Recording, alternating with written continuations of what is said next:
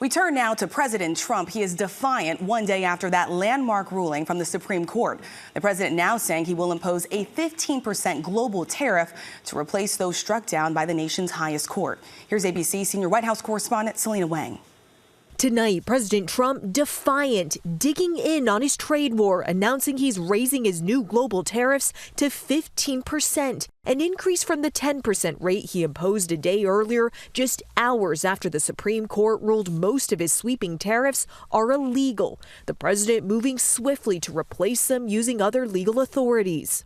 We have alternatives, great alternatives.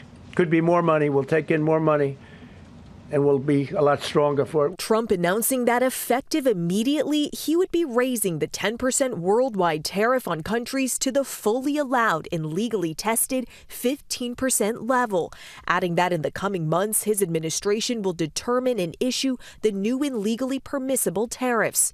But those tariffs lasting only 150 days without congressional approval. Trump lashing out at the high court, calling its tariff decision ridiculous, poorly written, and extraordinarily anti-American. I'm ashamed of certain members of the court, absolutely ashamed, for not having the courage to do what's right for our country. The decision striking at the heart of Trump's economic agenda, but the court says he went too far, writing only Congress has the power to impose taxes. Economists say tariffs are actually taxes on American businesses who pass the cost to consumers by raising prices.